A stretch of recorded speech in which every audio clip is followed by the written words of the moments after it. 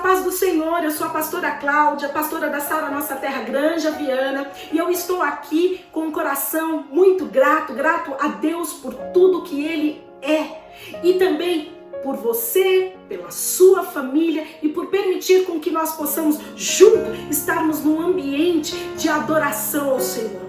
E nós faremos isso junto com toda a equipe de louvor da Sara Nossa Terra Granja Viana, trazendo a presença de Deus com cada uma das canções que nós iremos cantar, adorando ao Senhor. Então eu quero convidar você para que entre nesse mesmo espírito, com esse propósito de trazer a presença de Deus.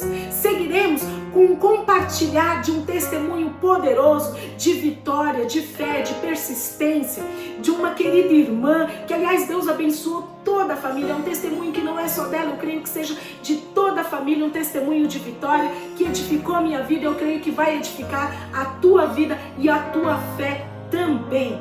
Seguiremos compartilhando a palavra do Senhor com o nosso querido pastor Wellington, que tem ministrado as nossas vidas com uma palavra de sabedoria à luz de toda a história, contextualizando, trazendo a revelação de Deus para que a palavra possa ser viva e eficaz na vida de cada um de nós.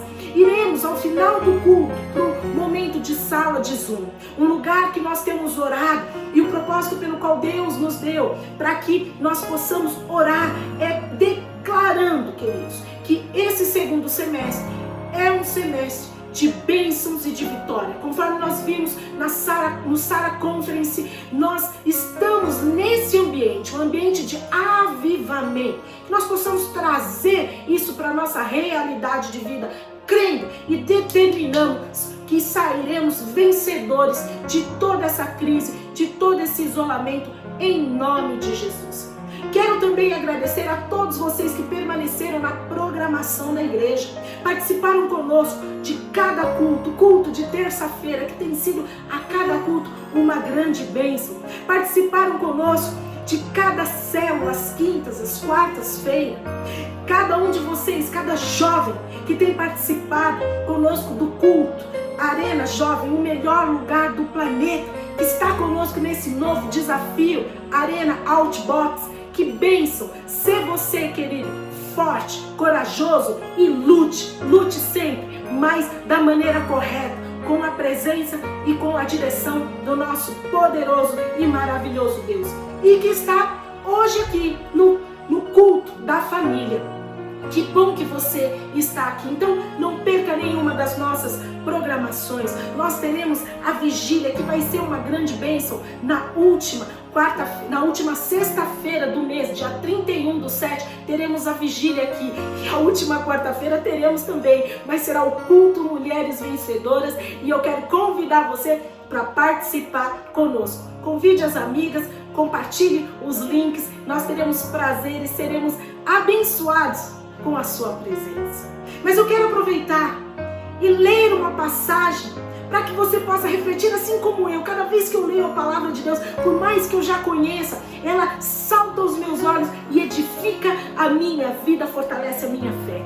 Abre comigo a palavra de Deus, que está ali no livro de Filipenses, no capítulo 2, versículos 14 e 15, que diz assim: fazei tudo sem murmurações e nem contendas contra Deus, queridos, e entre vós, para que vos torneis irrepreensíveis e sinceros, filhos de Deus, inculpáveis no meio de uma geração pervertida, espiritualmente perversa, queridos, e corrupta, na qual resplandeceis como luzeiros, estrelas ou faróis, brilhando intensamente no mundo e nesse mundo tenebroso que jaz no maligno.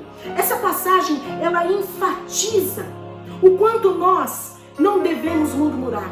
O quanto, quando nós murmuramos, nós nos assemelhamos com aqueles que estão no mundo, enquanto a palavra de Deus diz que nós temos que ser luz, que nós temos que brilhar, que nós temos que trazer direção, que nós temos que trazer respostas, porque a nossa resposta, ela é Jesus. Nós temos uma resposta para aquilo que o mundo hoje busca, e enquanto eles perecem, nós temos uma resposta. E essa resposta é, queridos, Jesus. Agora, enquanto nós vivemos num momento de murmuração, nós nos assemelhamos ao mundo. Veja, se você nasceu de novo, nova criatura é, tudo se fez novo. Tudo se fez novo a partir de Jesus. Não há mais espaço para que você vive assim, trazendo para uma geração inteira algo que está levando eles não para um lugar de luz, conforme diz a palavra que você é luz, mas para um lugar talvez de sombra, de caos, uma geração pervertida. Quantos, assim como eu, têm contato, convivem com pessoas que não conhecem a Jesus verdadeiramente, nunca ouviram falar, né? Ou se ouviram falar, é uma relação muito distante de como ele se apresenta numa televisão, num filme de ficção. Mas, queridos, nós estamos aqui para poder representar ao nosso maravilhoso Deus de forma real, a vida como ela é. Por isso, cuidado com as murmurações, para que você não se assemelhe com o mundo. E a palavra de Deus, ela nos dá um desafio que eu vejo que é diário. Abra comigo a Bíblia em Filipenses 4, versículos de 4 a 6, porque nós precisamos mostrar para esse mundo, não uma religião, mas nós temos que mostrar para esse mundo um caminho. E esse caminho, que é verdade e que leva à vida, é Jesus. Então a palavra de Deus diz lá, Filipenses 4, versículos de 4 a 6, estejam sempre cheios de alegria no Senhor. A alegria do Senhor é a nossa força. E digo outra vez, regozijem-se. Que todo mundo veja que vocês são generosos, amáveis em tudo quanto fazem. Lembre-se de que o Senhor virá em breve. Não se aflijam em nada, com nada. Ao invés disso, orem a respeito de tudo. Contem a Deus as necessidades de vocês e não se esqueçam de agradecer-lhes suas respostas. Você e eu precisamos desse desafio diário. De um desafio de saber que o tempo todo nós temos que estar alegres, queridos, e como irmãos em Cristo, fortalecendo uns aos outros. Se estiver um entre nós precisando de ajuda, que nós possamos fortalecer, porque nós temos um Deus poderoso que nos garante que na presença dele nós teremos a alegria e encontraremos em nome de Jesus resposta para alcançar a vitória. Como é bom e agradável vivermos como unidos e como irmãos. Salmo 133, 1. É muito bom saber que nós temos irmãos, que nós podemos viver juntos num universo, num mundo com tantas dificuldades, que é muito mais fácil murmurar do que adorar.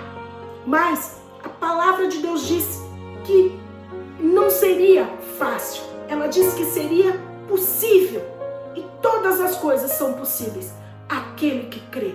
Até mesmo você ser luzeiro nesse mundo, porta-voz e boca de Deus. Se existe algo, querido, que eu quero deixar para você nessa manhã, seja conforme Jesus nos ensina, conforme Deus nos ensina na palavra, né? Imagem e semelhança de Cristo. Ele, aquele que nos amou primeiro, e nele nós encontramos a direção para tudo aquilo que nós precisamos fazer. Por isso, em nome de Jesus, nós estaremos orando agora. Apresente a sua vida diante do Senhor. Aquilo que você realmente tem entregue diante da presença de Deus, mas que muitas vezes você entrega, mas na vida e na prática você acaba murmurando acerca de algo. É isso que você vai entregar na presença desse Deus, que só Ele tem poder para poder te abençoar. Em nome de Jesus, feche os teus olhos. Santo Deus amado e Pai, na Tua presença nós oramos. Eu oro, Senhor, ó Pai, em nome de Jesus, clamando para que do Senhor venha o socorro presente no momento da tribulação, de forma, Senhor, ó Pai, em nome de Jesus, a responder, ó Pai, cada uma das angústias, cada uma das dores, cada uma, Senhor, das tristezas, ó Deus, e não permitindo com que nós sejamos aqueles murmuradores, Senhor, ó Pai, semelhantes ao mundo, mas que nós possamos ser aqueles que brilham com a presença do Espírito Santo de Deus e que mesmo diante de todas as dores, aflições, problemas, nós possamos resplandecer esse brilho e essa luz alcançando vitória. Sê conosco, Senhor, eu te peço, em nome de Jesus. Tenhamos todos um maravilhoso culto, ouvindo a palavra de Deus. Em nome de Jesus. Amém.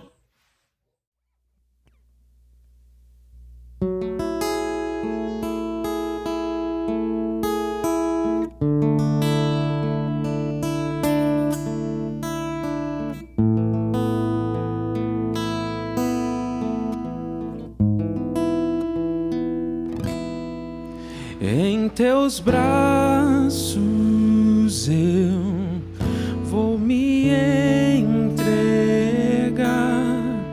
os meus medos eu deixo aos pés do altar, todos os planos meus hoje eu me entrego a ti. Toma o teu lugar, tu és bem-vindo aqui.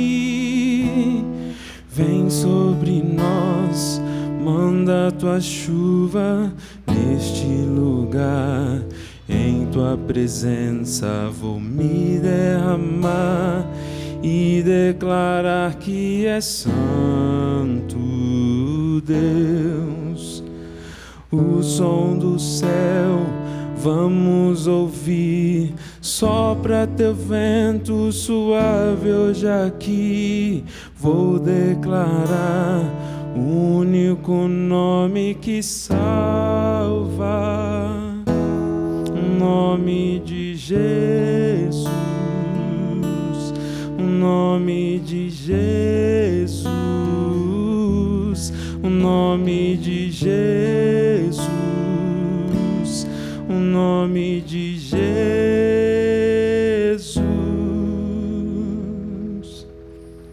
Em teus braços eu vou me entregar, os meus medos eu deixo aos pés do altar, todos os planos meus hoje eu me entrego a ti. Toma o teu lugar, tu és bem-vindo aqui. Vem sobre nós, manda tua chuva neste lugar.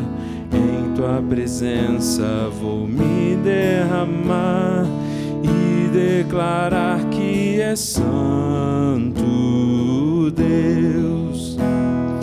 O som do céu vamos ouvir, sopra teu vento suave hoje aqui. Vou declarar o único nome que salva, o nome de Jesus, o nome de Jesus, o nome de Jesus, o nome de Jesus. Vem sobre nós, manda tua chuva neste lugar. Em tua presença vou me derramar e declarar que és santo Deus. O som do céu vamos ouvir, sopra teu vento suave hoje aqui. Vou declarar o único nome que salva, Jesus.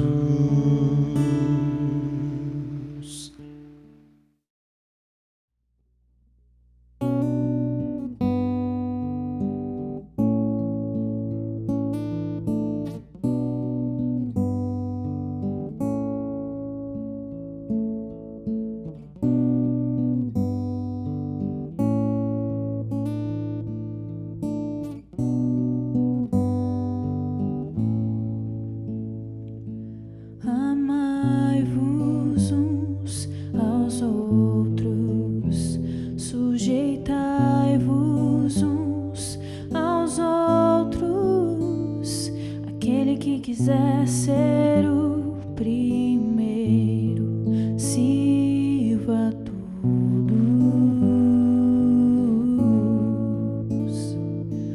Temos um lugar no coração de Deus. Importa que Ele cresça e eu diminua.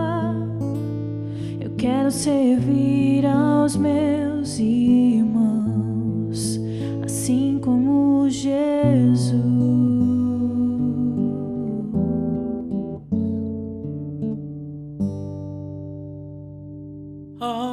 Amai-vos uns aos outros, sujeitai-vos uns aos outros. Aquele que quiser ser o primeiro, sirva a todos.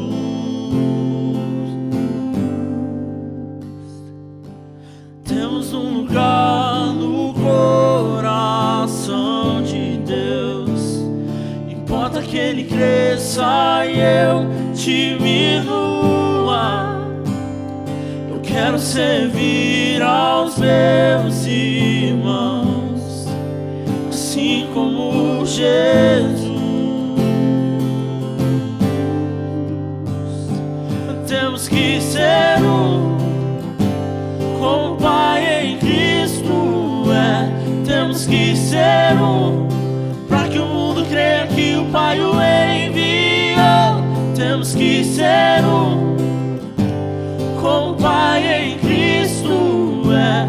Temos que ser um, para que o mundo creia que o Pai o enviou. Temos que ser um, temos que ser um, temos que ser um, temos que ser um, temos que ser um, como o Pai em Cristo é.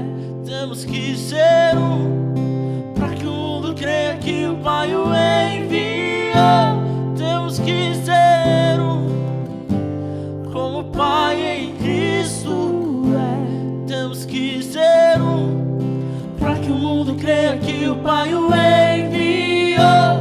Temos que ser um, como o Pai em Cristo é. Temos que ser um, para que o mundo creia que o Pai o enviou.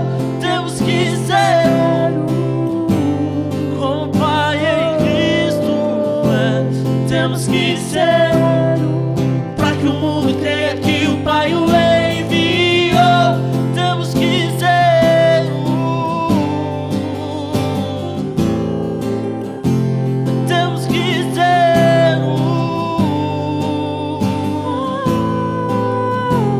temos que ser um, temos que ser um, temos que ser um.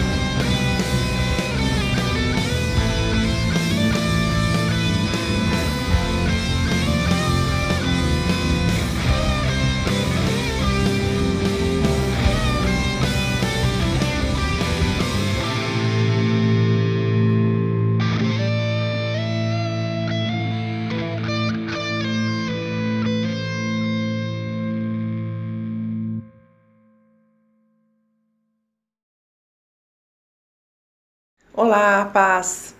Antes de ter as minhas filhas, eu trabalhava em uma multinacional, tinha uma estabilidade financeira muito boa. Na época, depois de 4 anos de casada, queria muito ter um bebê e não conseguia engravidar. Fui atrás para fazer exames e descobri que eu tinha um tumor hipofisário na cabeça e resolvi encarar a cirurgia para poder ter minha filha. Eu tinha feito uma aliança na época com Deus, dizendo o seguinte, que eu queria estar voltando ali depois de um ano para ter minha filha. E foi justamente o que aconteceu. Eu operei em 2004 e 2005 nasceu a linda Giovana, que eu amo tanto. E ali começou uma nova jornada. Eu e o meu marido resolvemos que eu abriria a mão da minha carreira profissional para estar me dedicando à família e à minha filha full time. Foram anos muito difíceis, né? De muito sofrimento, era tudo novo, eu um bebê, a casa, tudo para estar gerenciando, não foi fácil, tem depressão. E quando eu achava que as coisas estavam indo bem, descobri que estava com a hepatite C. Eu entrei em pânico, pois eu havia acabado de estar perdendo a minha madrinha, uma das pessoas que eu mais amava nessa vida, e ela morreu pela mesma doença. E o tratamento foi muito difícil, foi um tratamento de 1 ano, é um tratamento comparado a uma quimioterapia, onde eu tinha que aplicar todos os dias injeção na barriga e muitas vezes ainda debilitada, e como o Sandro viajava muito, muitas vezes até a Giovana de 5 anos aplicava essa injeção na minha barriga, né, me ajudava. Mas graças a Deus eu consegui vencer e estou aqui para estar contando os testemunhos, né?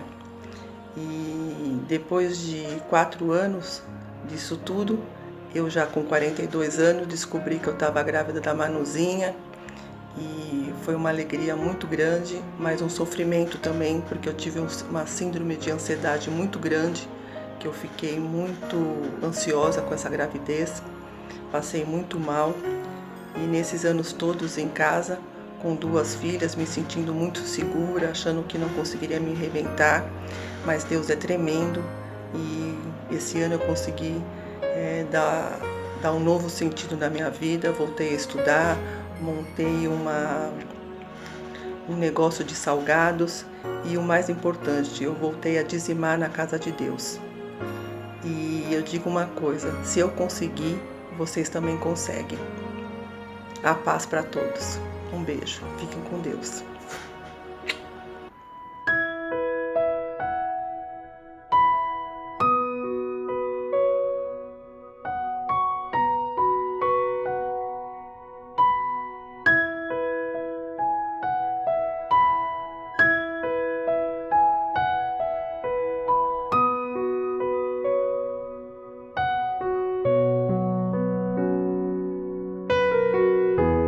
Nosso amigo Santo Espírito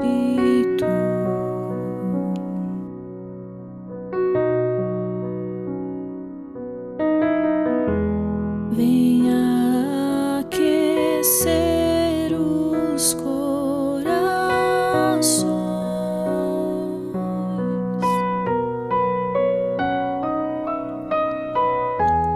vem com cura e todo o seu poder,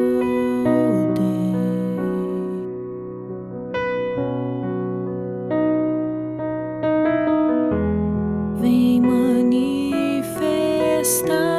os teus sinais.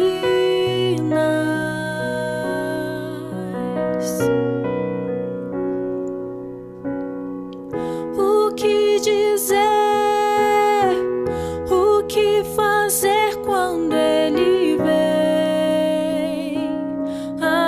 aqui? Mais que ser bem-vindo, nós te desejamos outra vez aqui.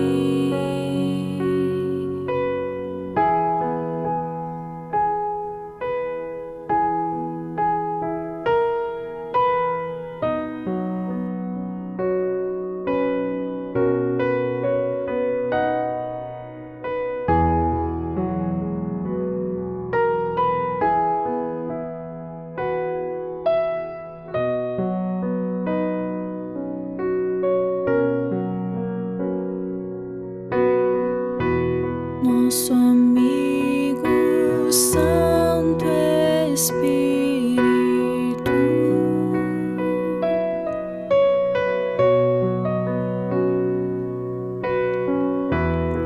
Esperamos pelo seu soprar.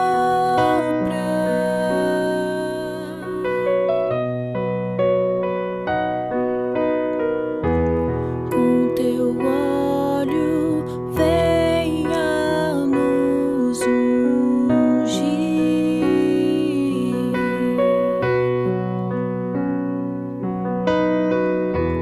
Com teu fogo vem nos batizar.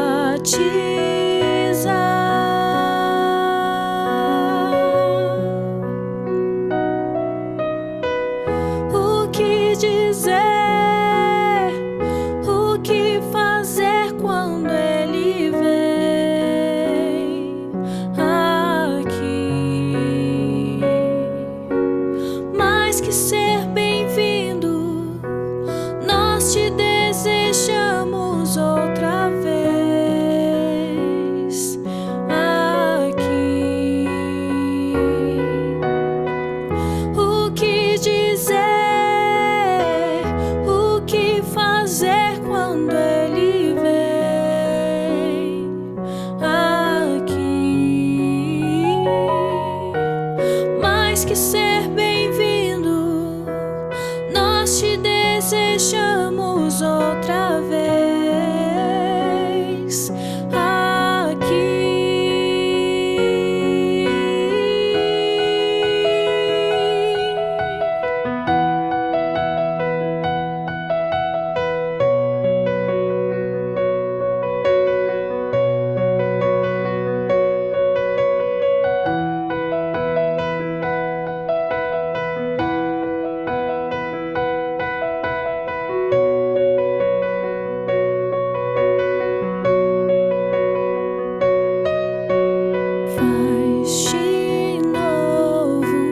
Faz de novo o teu povo clama-te mais uma vez.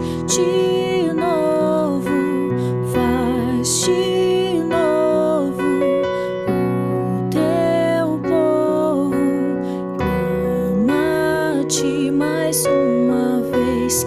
De novo, faz de novo o teu povo clama-te mais uma vez. De novo, faz de novo o teu povo clama-te.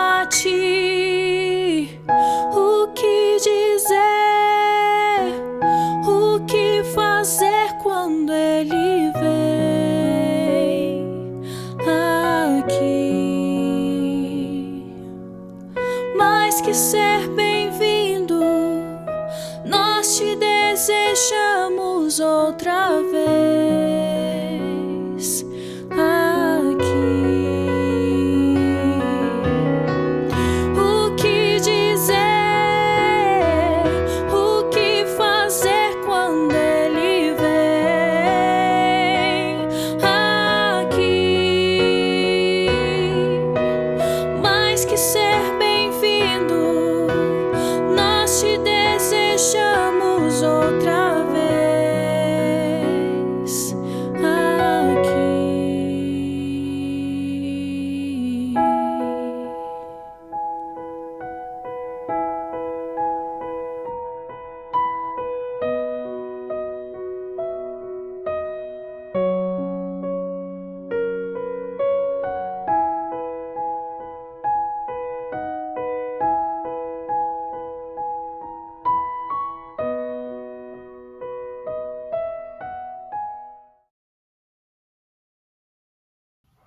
Bom dia, irmãos, bom dia, irmãs.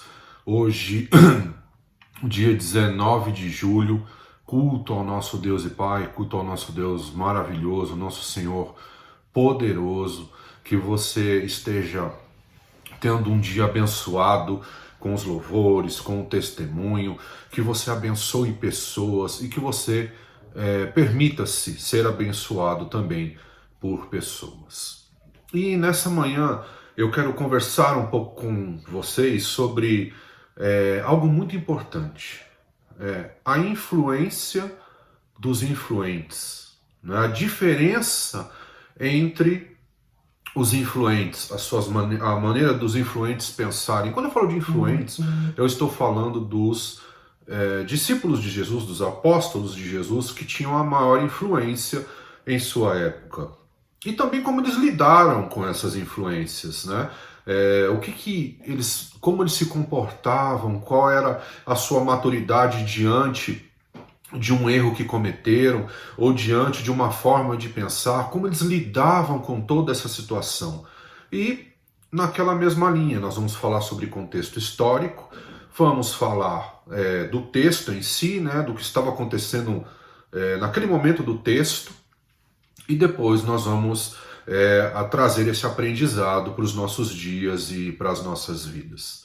Então, vamos começar. A igreja, como todos vocês sabem, a igreja de Jerusalém era composta por judeus, e judeus tidos como ortodoxos, né, que respeitavam as suas crenças, que respeitavam os seus rituais, e que tinham toda essa linha de raciocínio, de pensamento e de conduta. Mesmo quando Jesus faz toda a sua obra, e ele ensina o evangelho, ele mostra a verdade do evangelho, os judeus não deixaram de praticar rituais.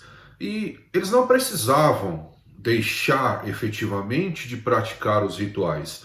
Eles só precisavam entender que aqueles rituais nunca estiveram e nunca estarão à frente daquilo que Jesus Cristo ensinou.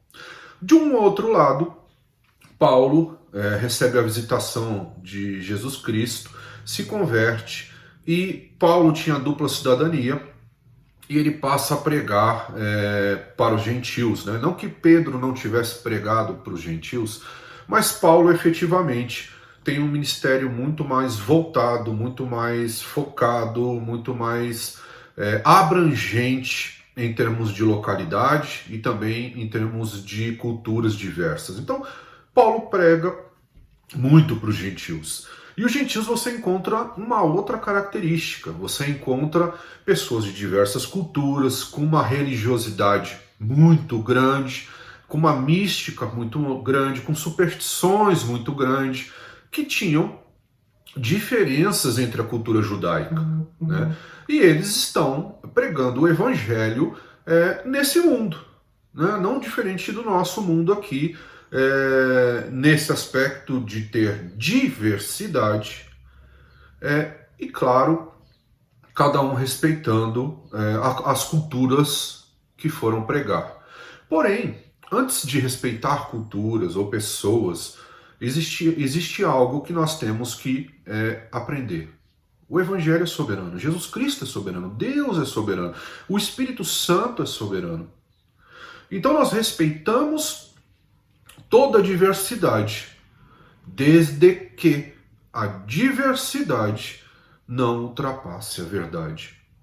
E eu coloquei uma frase essa semana nos grupos de WhatsApp, que nós vamos não só lidar com esta frase, nós vamos lidar com diversas situações, mas a verdade vem antes da unidade. E eu e você, eu espero, não seremos um com quem quer que seja que coloque a verdade do Evangelho em risco. Ou seja, crie uma nova verdade, crie uma nova doutrina, não respeite aquilo que a palavra está dizendo. E vocês vão ver nesse texto, entre os grandes influentes, que isso era feito, que isso era respeitado. Então nós vamos conseguir enxergar a forma com que eles agiam, a humildade deles, né? Então isso é muito importante para nós. E nós vamos fazer tudo isso dentro de um texto, o texto de Gálatas 2. Gálatas 2. Então, dentro dessa condição que nós acabamos de relatar, começaram a existir diferenças. E começaram não só diferenças comportamentais também, mas a diferença entre aquilo que Paulo chamava dos judaizantes. O que quer dizer isso? Eram judeus que queriam que os gentios adotassem as práticas ritualísticas judaicas, como se aquilo fosse trazer a salvação para os gentios. E Paulo não concordava com isso, porque a partir do momento que Jesus Cristo entra a sua liberdade. E nós aprendemos e estamos aprendendo que a salvação não vem por obras, nem por rituais. A salvação vem pela fé em Jesus Cristo. Então, Paulo não tinha problemas, e nós vamos ver isso nesse texto, em, por exemplo, circuncidar discípulos dele que eram judeus. Mas em hipótese nenhuma, Paulo circuncidava gentios. Porque a circuncisão tem a ver com a cultura judaica. Ainda que venha da lei do Senhor, ainda que tenha a conotação de higiene, de cuidado, ainda assim ela é cultura judaica e não gentílica. Assim como comer carne de porco é cultura judaica e não gentílica. E alguns judeus queriam que os gentios convertidos ao cristianismo adotassem as práticas judaicas. E Paulo não fazia isso, porque Paulo sabia que eram coisas distintas e diferentes e que todos esses rituais são secundários diante da verdade do Evangelho. E isso nós temos que trazer para os nossos dias. Né? Diante de tanta diversidade de pessoas, de culturas, de maneiras de pensar, o que é secundário, o que é primário e o que é falso. O que efetivamente não tem nada a ver com o Evangelho, não tem nada a ver com cultura, tem a ver com uma doutrina satânica, né? Será que nós conseguimos identificar isso? Será que nós conseguimos identificar isso onde nós pregamos o Evangelho? Será que nós conseguimos identificar isso em nós mesmos? Então vamos lá, vamos ler a princípio Gálatas, versículos 1 e 2. Então abra a tua Bíblia comigo em Gálatas, versículos 1 e 2. A palavra de Deus diz assim: 14 anos depois, subi novamente a Jerusalém, dessa vez com Barnabé, levando também Tito comigo.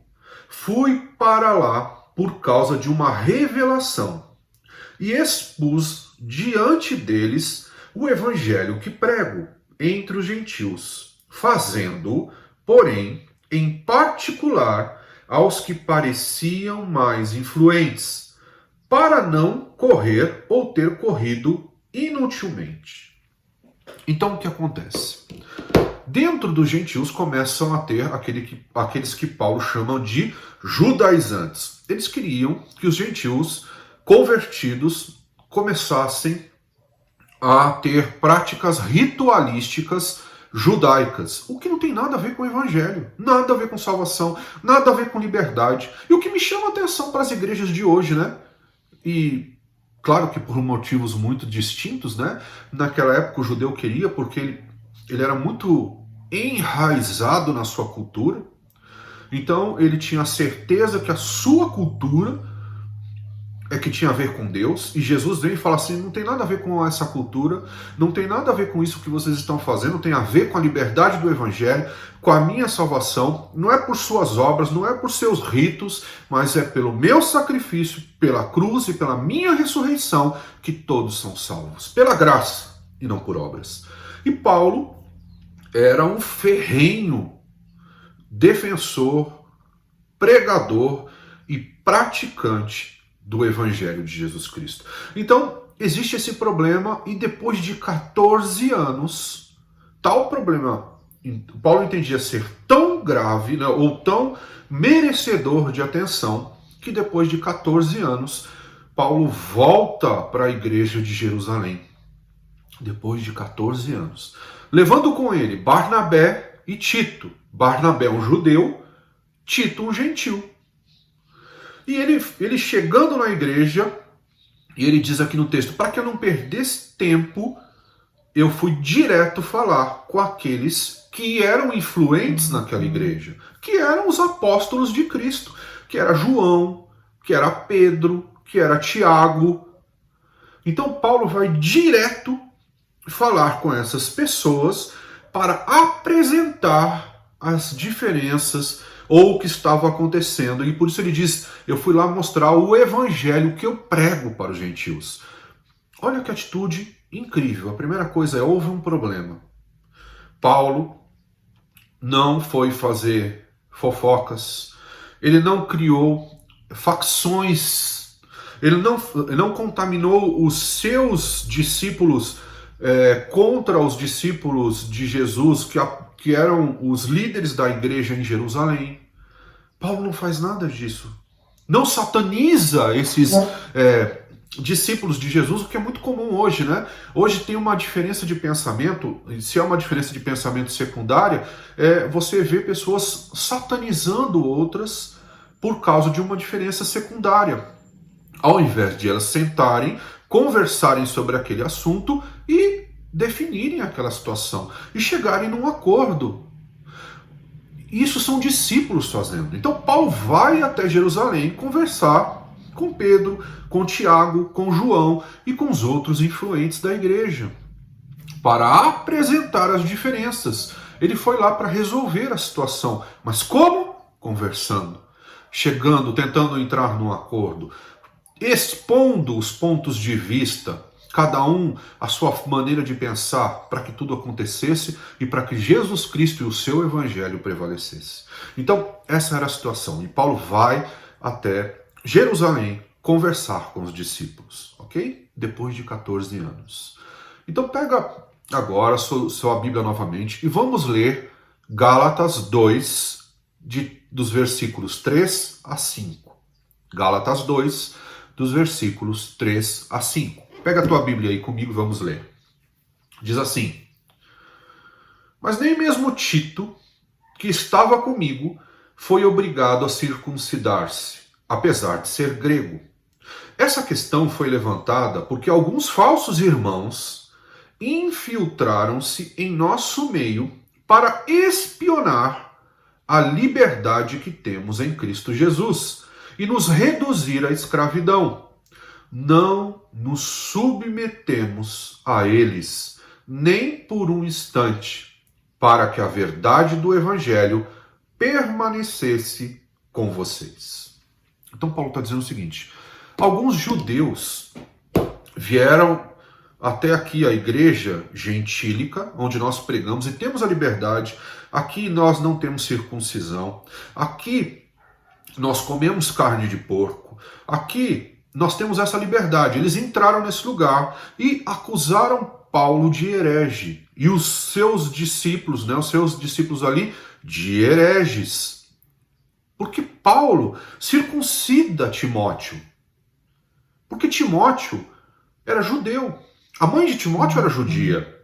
Então Paulo circuncida Timóteo, porque Timóteo era judeu. Então ele seguia a cultura judaica. Nenhum problema em relação a isso. Mas Paulo não circuncida Tito, que também era um dos seus principais pastores, de um dos seus principais discípulos, porque Tito era grego, porque Tito era gentil e porque a cultura de Tito era outra. Então Paulo está dizendo o seguinte, o evangelho de Cristo está acima de qualquer cultura ou ritual. E por isso ele diz, alguns falsos irmãos foram até onde nós estávamos e depois voltaram para cá, nos acusando de ser hereges, de não ter nada a ver com Jesus Cristo, de sermos pessoas que não seguem os princípios da igreja. Só que Paulo diz, em nenhum momento nós nos submetemos a eles, porque nós não nos submeteremos a ninguém que coloque a verdade do Evangelho em jogo. E esses homens estavam colocando a verdade do Evangelho. Eles estavam dizendo novamente, através da sua conduta, que as obras salvavam e não que a fé em Jesus Cristo e na sua obra e no seu testemunho salvava.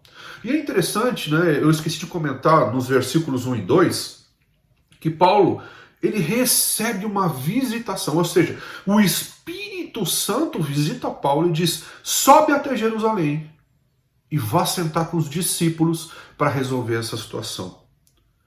Então Deus continua atuando. Paulo é o que se classifica como um pentecostal pragmático. Não tem nada a ver com o pentecostal que você vê na televisão aí. O pentecostal pragmático, né? Pragmático é uma palavra grega que se diz, se eu não me engano, eu posso estar cometendo um equívoco aqui, que diz que ação, que diz que uma atuação, ou seja, é aquele que acredita em resultados. Ok? O pragmatismo do mundo, não confunda o pragmatismo mundano com o pragmatismo bíblico, porque o pragmatismo bíblico está pautado em princípios de Deus. Não é a qualquer custo o resultado. É sim um resultado, sim, isso é importante, desde que os princípios ensinados por Deus através do Evangelho de Cristo não sejam burlados, não sejam alterados. Mas isso é um outro assunto. E Paulo era esse pentecostal pragmático, porque ele acreditava no poder do Espírito para usar a sua boca para ensinar a palavra, para usar a sua boca para convencer as pessoas do sacrifício de Jesus, para levar as pessoas ao arrependimento, ao perdão e depois à sua salvação. Esse é o pentecostal pragmático que nós definimos que Paulo era. E Paulo era assim mesmo. Então ele chega diante dos judeus ali na igreja de Jerusalém e diz: olha, esses falsos irmãos têm levantado contra a gente palavras que não são verdadeiras, são mentirosas diante do Evangelho de Cristo. E por nenhum motivo nós nos submeteremos a eles. Então, o que Paulo está dizendo? Eu venho aqui resolver uma situação, mas a diferença será resolvida entre nós, desde que ela não esbarre em princípios. Porque se ela esbarrar em princípios bíblicos, eu deixo de ser alguém flexível para resolver diferenças e me torno aquilo que vocês podem chamar de fundamentalista, de radical, porque com as verdades do Evangelho eu não negocio. Essa era a questão que Paulo apresentou ali diante da igreja de Jerusalém, nessa carta aqui aos Gálatas. E era essa situação que eles estavam discutindo ali. Esse era o contexto de tudo aquilo que estava acontecendo, né? Paulo e os seus discípulos haviam recebido um rótulo de herege, um rótulo de pessoas que não seguiam o Evangelho. Eu imagino que você, tanto quanto eu, quanto tantas pessoas, recebam rótulos. Você reparou como nós rotulamos pessoas, né? E nós nunca nem sentamos para conversar com essas pessoas. Nunca ninguém chegou, de repente, para um rótulo que você recebeu, mas talvez nunca ninguém tenha chegado diante de você, junto com você, e conversado com você. Olha, me falaram isso a seu respeito. Isso é verdade? O que você pensa sobre isso? E aí você expôs a sua maneira de pensar e a pessoa falou: não, peraí, esse rótulo não faz muito sentido. Eu não tinha conhecido essa pessoa. Então, nós rotulamos ou recebemos rótulos, muitas vezes por pessoas, ou nós também fazemos isso, e nós nunca nem conversamos com essas pessoas, nunca nem dialogamos sobre aquelas circunstâncias, sobre aquelas diferenças. E presta atenção, aqui são discípulos, homens influentes para a igreja, até os dias de hoje, que sentaram para conversar sobre as suas diferenças. Isso tem nos ensinado demais. Os discípulos sentaram para conversar sobre as suas diferenças. Um estava disposto a ouvir o outro, ouvir aquilo que era falado. Isso nos ensina muito sobre humildade.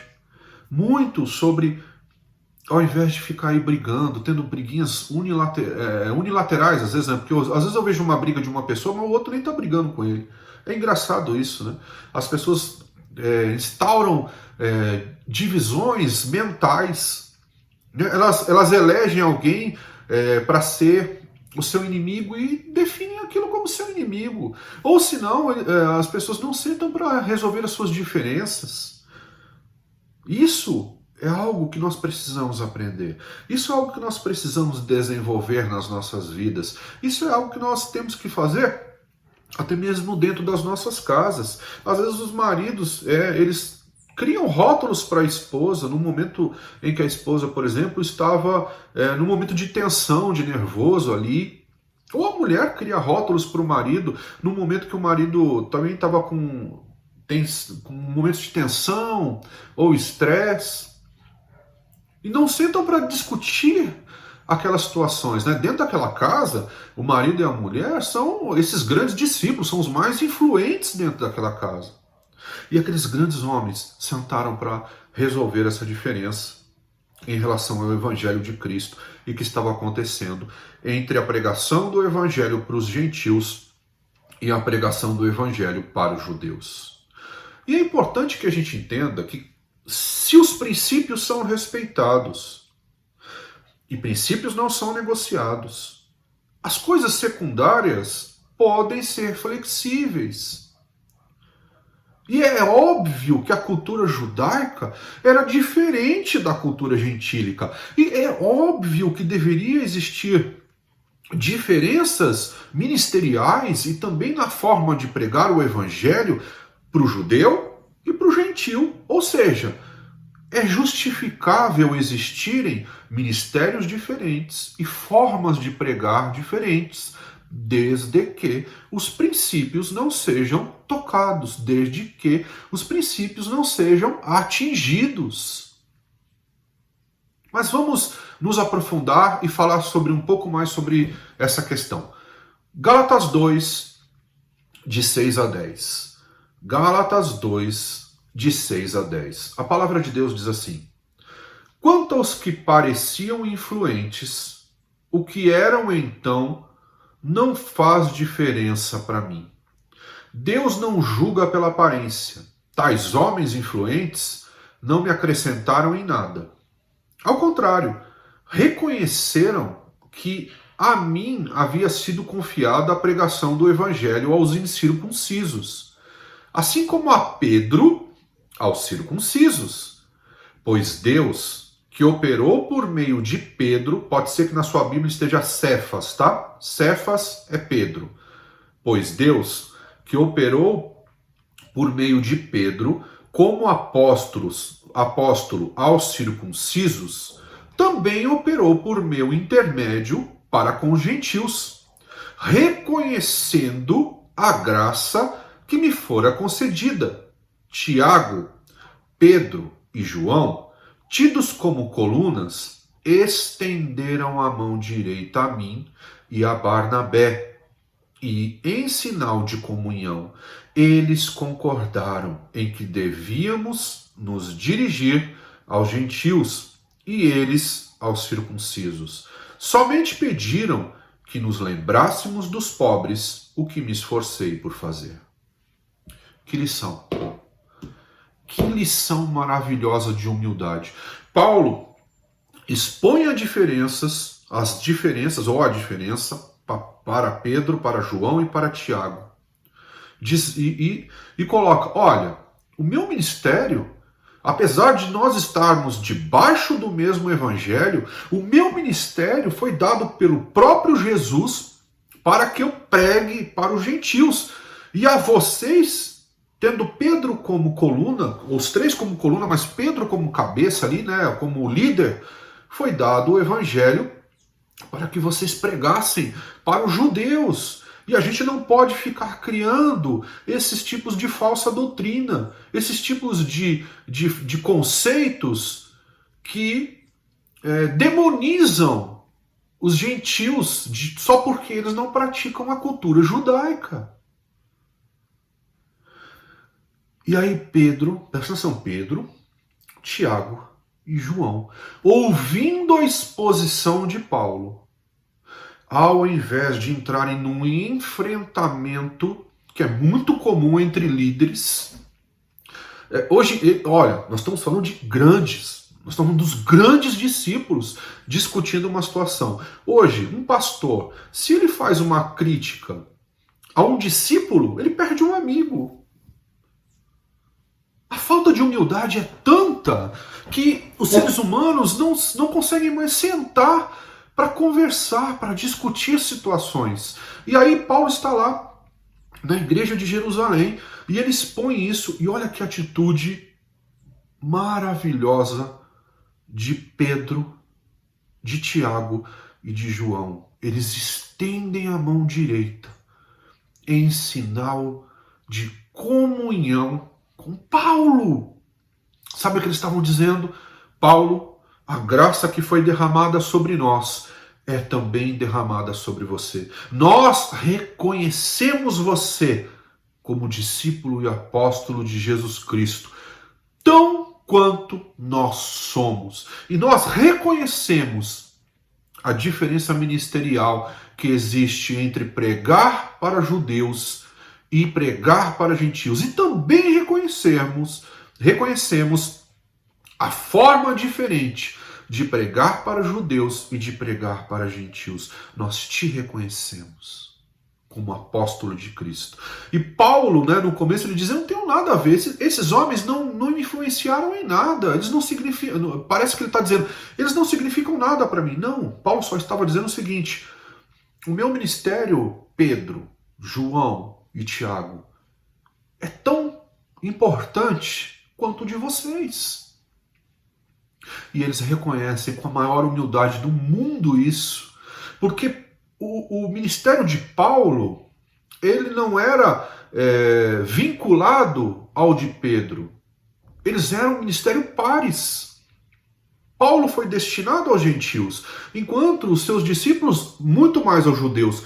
Não que não pudesse, não que Paulo não pregasse para judeus, ou que Pedro, Tiago e João não pregassem para gentios, mas na sua totalidade, Paulo pregou muito mais para gentios e Pedro, Tiago e João muito mais para os judeus.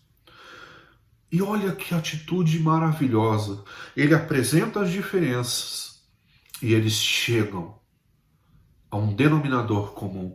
Eles chegam e eles se conversam e eles se escutam e eles estendem a sua mão direita em sinal de aceitação de Paulo como discípulo, de aceitação da importância do ministério de Paulo.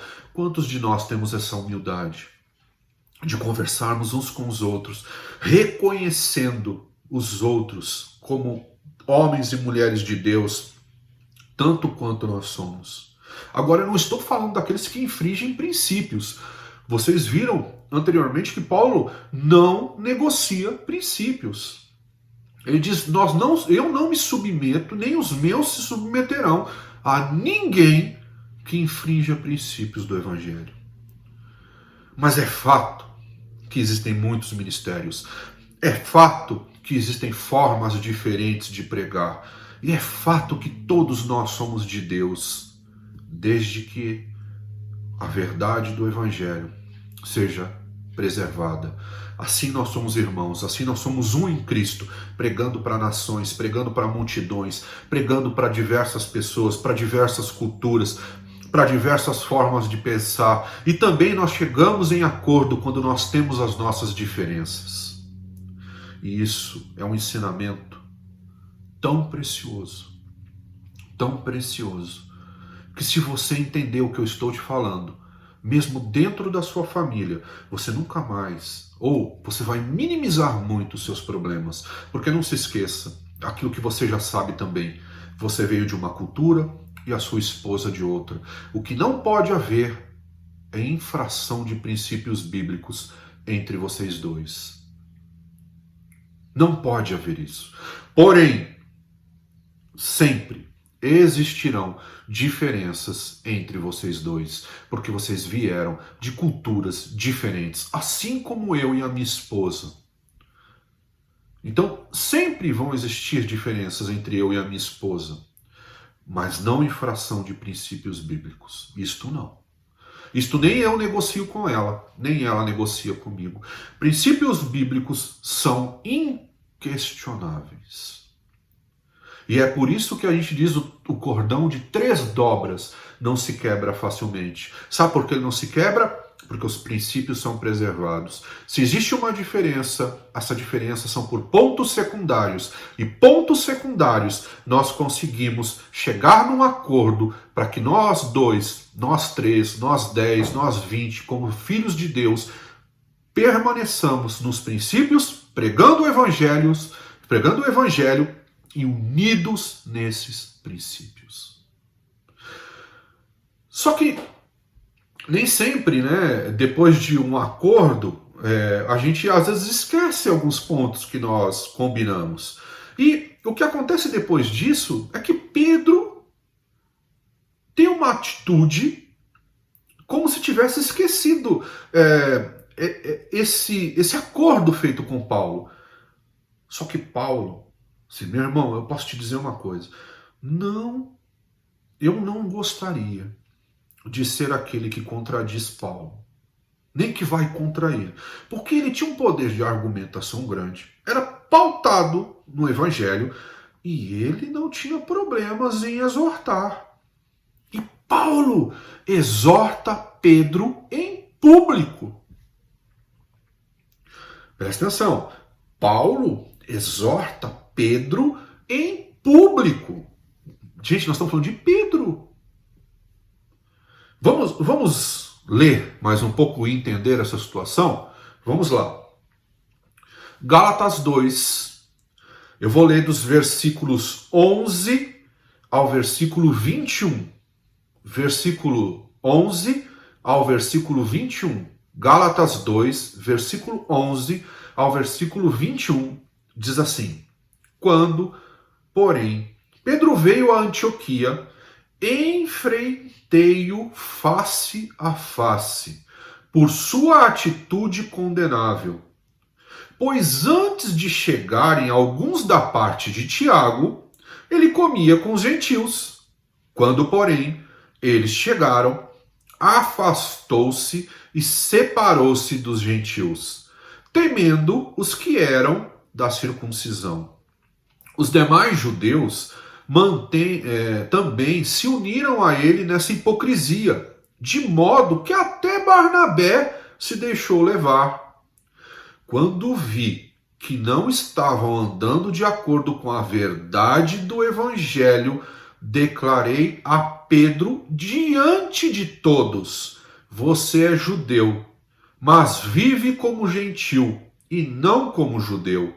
Portanto, como pode obrigar gentios a viverem como judeus?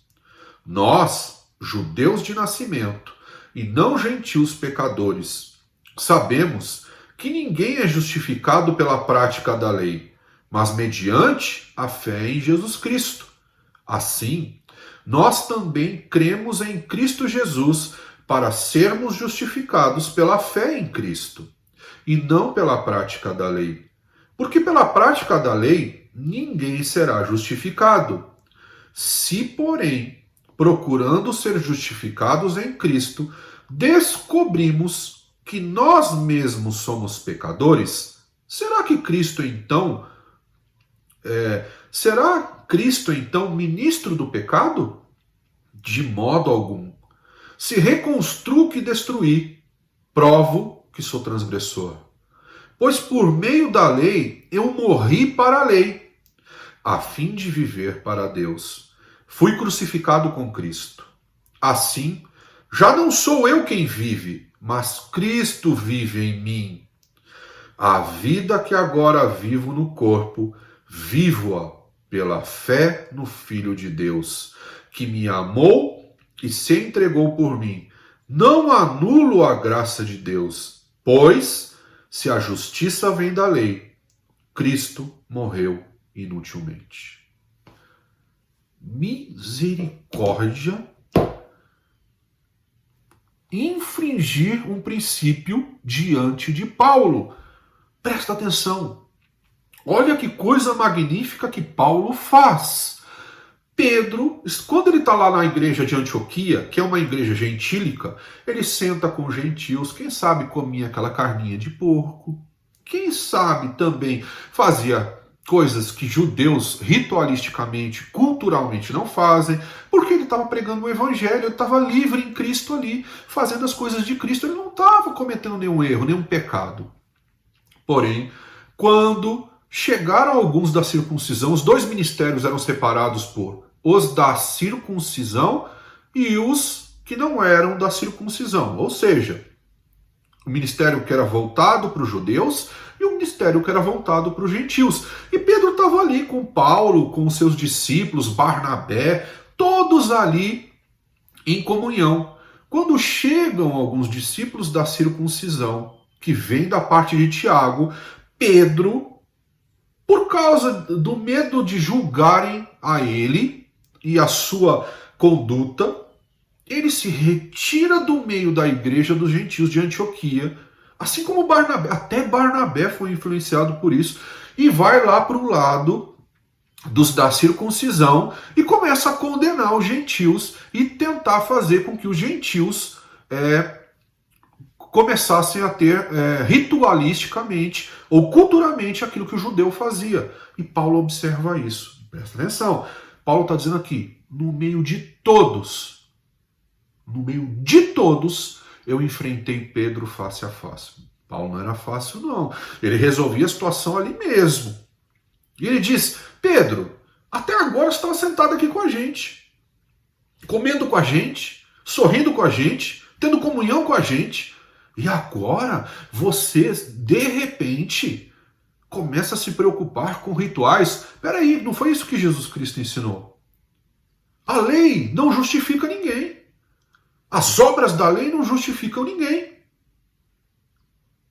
Eu sou livre porque eu creio no Senhor Jesus e no seu Evangelho pela fé, pela certeza da graça.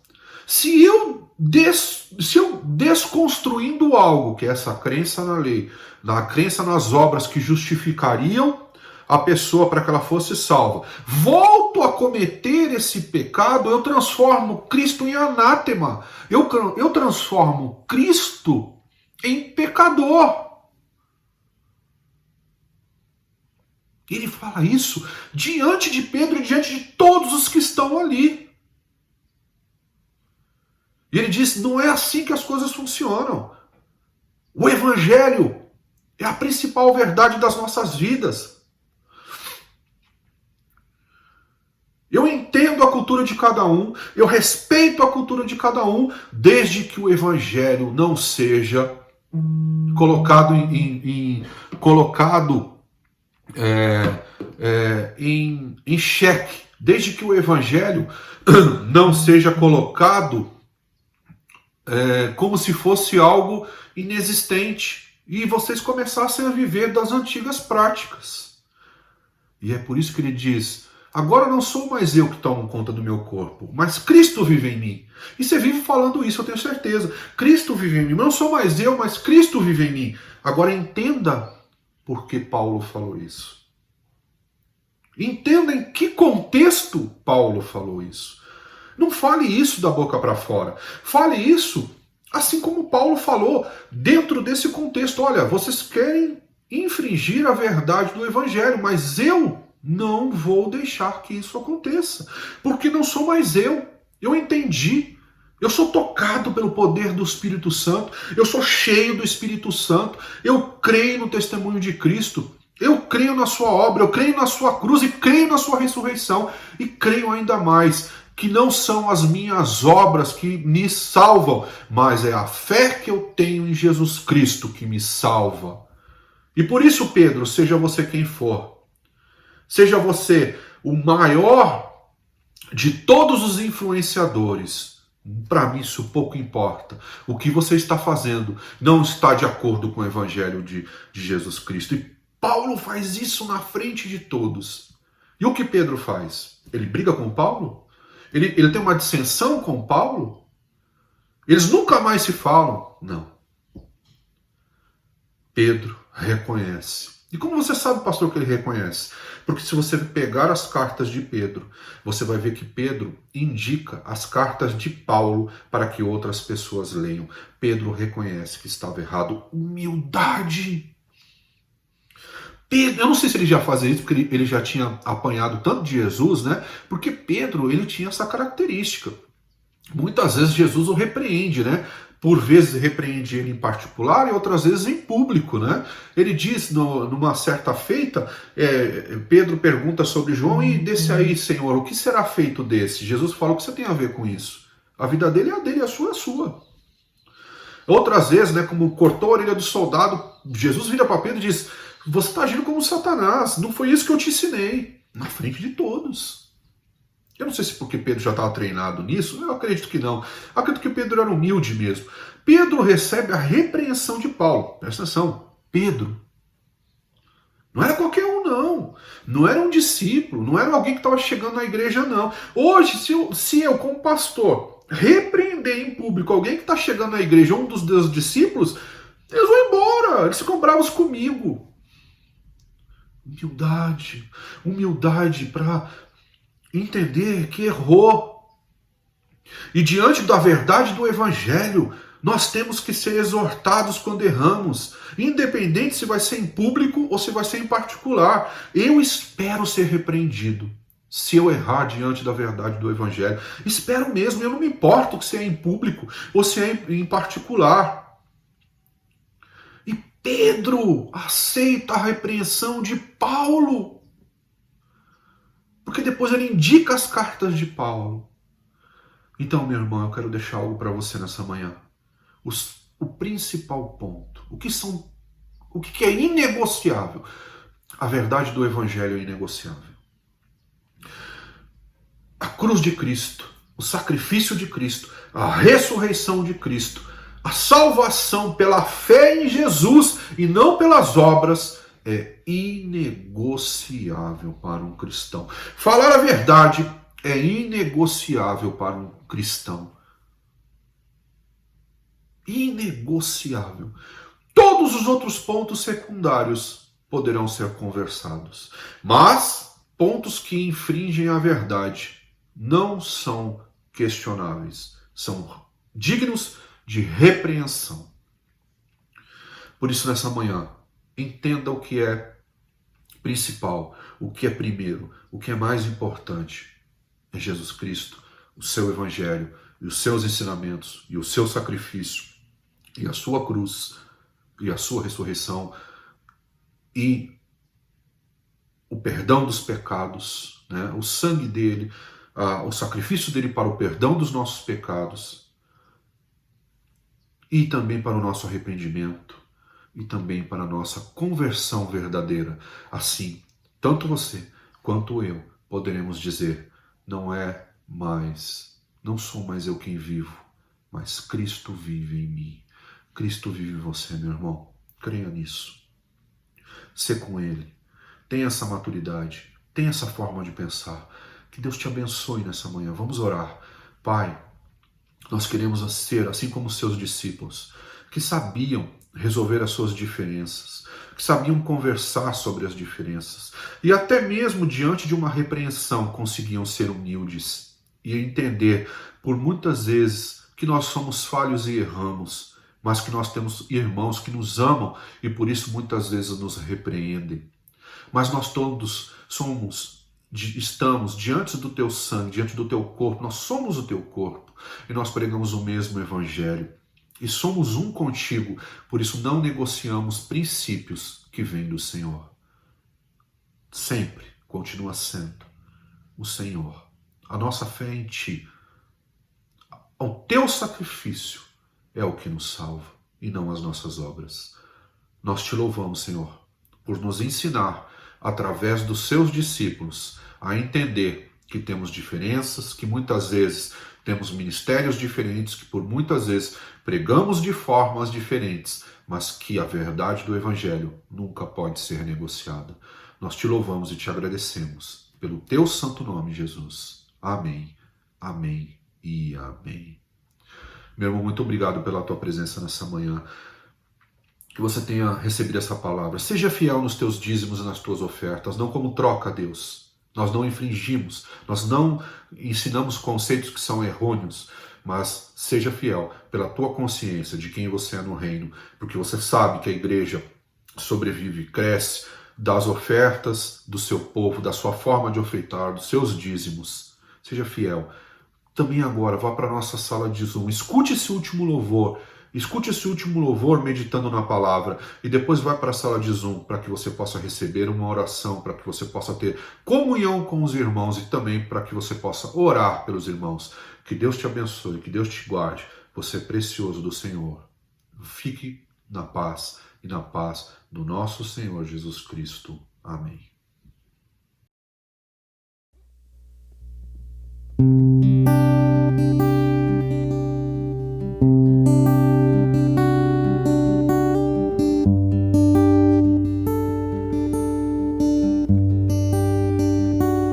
Tu me das a paz que excede todo entendimento humano. E quando eu planejo, me mostras que é bem melhor o teu plano. Com misericórdia me cobres, derramando graça em mim. Eu desconheço um outro amor assim.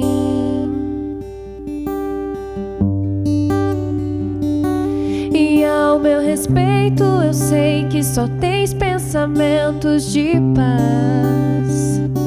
Por teu sacrifício hoje eu posso andar sem olhar para trás.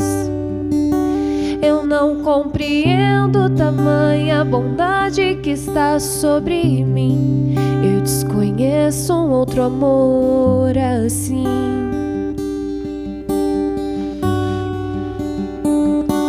Que amor é esse? Graça incalculável. Não tem interesse, não quer nada em troca. Tua vontade é boa, perfeita, agradável para mim.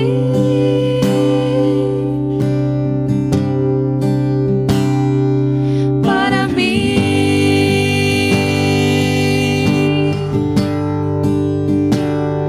Tu me das a paz que excede todo entendimento humano. E quando eu planejo, me mostras que é bem melhor o teu plano. Com misericórdia me cobres, derramando graça em mim. Eu desconheço um outro amor assim. E ao meu respeito eu sei que só tens pensamentos de paz. Por teu sacrifício hoje eu posso andar sem olhar para trás. Eu não compreendo tamanha bondade que está sobre mim. Eu desconheço um outro amor assim.